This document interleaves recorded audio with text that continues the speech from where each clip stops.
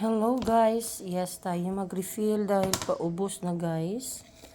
Ito na guys yung aming atsara. Alam niyo ba mga guys na mas lalong sumarap ang aming atsara dahil naku guys, nag-ano na siya guys, nagbate na ba yung kanyang sabor. Fermented na siya mga guys, yes. Kaya sobra pa ang sarap ngayon, mas lalong masarap. Hindi naman guys sa pagmamayabang, pero yun ang totoo mga guys Yes. Look naman kasi mga guys, oh. Then, ilagay natin dito dahil meron tayong order. Di ba mga guys? Meron tayong order. Nasarapan siya guys sa ating atsara. Kaya, ayun. Oh, look guys.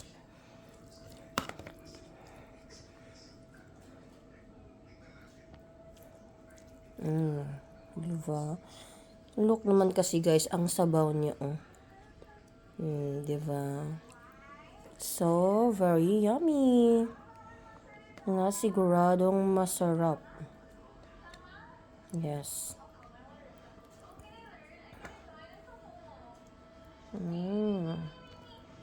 Okay guys. Dahil, ito pa guys, dahil meron pa tayo paglagyan. Ito, yung ating bote na yan guys ay ni-sterilize ko yan. Yan ang crystal na jar. Bago lagyan ng ating atsara. Para lalong masarap. At matagal pero guys, matagal ito dahil pure coconut vinegar talaga ang aming nilagay dito. Yes.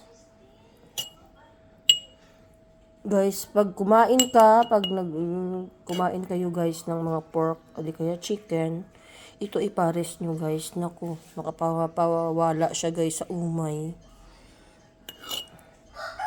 Every kain namin guys ay ito yung aming pares. Dapat guys ay for konsumo lang namin to ng aking asawa. Kasi guys, matagal na kami hindi nakakain nito. Yes. Dati pa ako guys gumagawa nito. Nung yung bahay ko ay nasa kabila pa guys. Yes, gumagawa na ako nito mga guys. Ngayon na namin ulit naisipan dahil nag-crave kami ng aking asawa na kumain ito. Dahil yung aming meron guys dati dito nagtitinda nito guys, yung aming harap na ng bahay. Siya ang nagtitinda nito dati guys, kaso ay namatay na siya mga guys. Kaya ayun, hindi na kami nakakain nito.